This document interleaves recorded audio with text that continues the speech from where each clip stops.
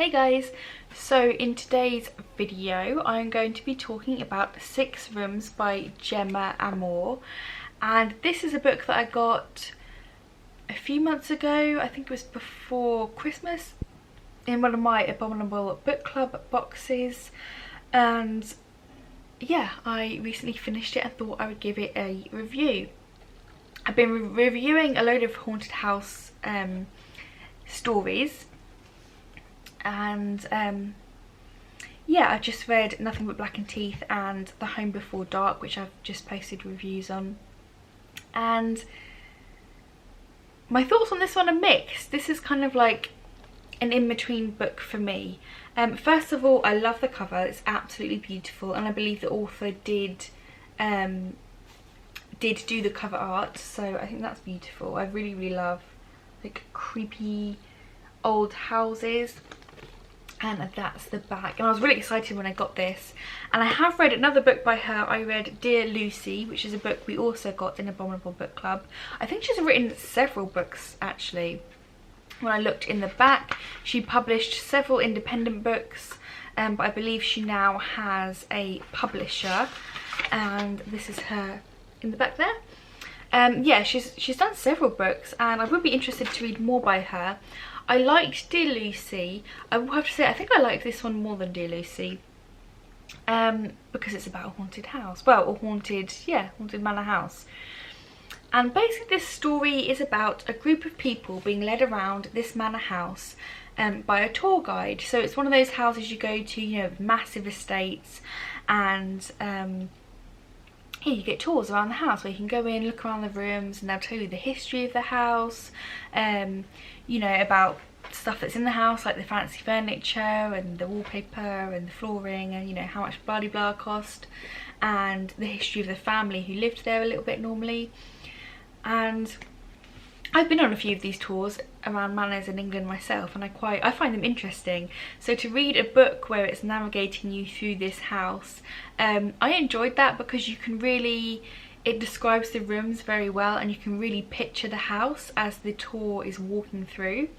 And yeah, it was really good. I really enjoyed those aspects of the books, and you got to know each individual person on the tour, about their characters, and it kind of flicked between their backstories and why they were in the house and their thoughts on the house. And I enjoyed that also. I thought that was really interesting, because it was like a group of very different people from different backgrounds and different reasons to why they came on the tour in the first place.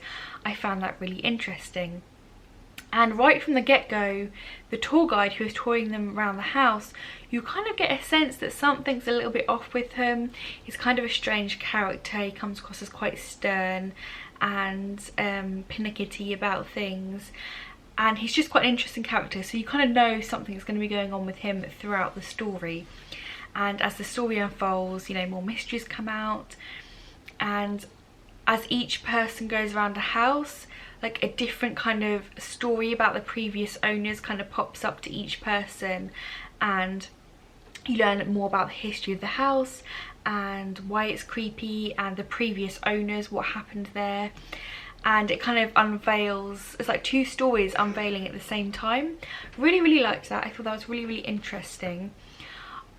Towards the end of the book, it took me a little while to finish this book, to be honest, because I kept dipping in and out of it. I wouldn't say it was like a real gripping book where you're like, oh, I have to know what happens. It kind of just like meanders along as the tour meanders along. So yeah, I kind of dipped in and out of this book, and when I did finish it, I will say the ending was very interesting. I do feel like it was an ending where you're like, okay, that's something, but it just felt there was something about this book that was lacking. Like I said, there wasn't much tension, or I didn't feel there was much tension in the story. And at the end of the book, it kind of wrapped up, and you're like, okay, like the people who were in the tour group, like some stuff seemed to happen to some people and not other people, and there wasn't a real sense of like why what was happening. Like, it was a good story, and like I said, I liked the intertwining stories between the past and the present. They did that very well, between, you know, what the ghosts were trying to tell you and what the people in the tour they merged well, but you didn't get a sense of why they were doing what they were doing. Like, why was the house revealing its previous horrors to the tour group? Do you know what I mean? Like, why was it, there was no real reason. And even at the end of the book, like I said, some bad things happened to some characters and some characters not so much, and you're like, well, what again, why did that happen? There was a lot of questions of why in this book. So again, I guess that's where a little bit of dissatisfaction came from when reading this story. It didn't really make much sense in that way. Like, yeah, why just why? that's basically what I feel about this book. I enjoyed the story. I liked being shown around the house. I thought the stories the ghosts were revealing were interesting, but there wasn't really any reason for it. Like, the tour guide kind of made it seem like this was a regular occurrence. Like, with each tour it happened, he seemed to understand the story of the house, and things were going to happen within the house. He knew they were going to happen, but it didn't explain why those things were going to happen. Like, it seemed like he knew that he had to show this tour, the group of tour people around the house, but didn't really explain why. So yeah, that's pretty much my main story. If anyone has read this and can figure out why the house was doing what it was doing, or what the point was, do you know? Like, it didn't seem much point to the story. And the way it affected some characters and not others, and then some characters would suddenly like disappear from the tour, and then they would like just pop up somewhere and be like, oh, I'm here again, and it's like, well, okay, well, what happened in between? You were gone. And you know, I felt like there was quite a few questions that went unanswered in this book, but not like in a good way, more in a, I feel like the author didn't know how to wrap it up in the story kind of a way. So that was a little bit frustrating. I wouldn't say it was a bad book. I'd probably give it about a 3 out of 5, because there were elements in the story that I did enjoy. Like I said, I enjoyed the house. I enjoyed how the stories were revealed. I thought was pretty cool. And yeah, it was just a bit lackluster towards the end. There was no like, oh, okay, like there was no big reveal like, oh, okay, that's why that happened, or you know, yeah, it just didn't really, there were big questions as to why in this book. Like I said, love the cover. I probably would pick up more by this author. So like I said, I read Dear Laura and I liked the story of that. Although I guess in the ending of that one there was a couple questions of why in that one. Although not as much as in this one, but that was a small novella. I would be interested to read more by this author. Like I said, in the back it says here quite a few,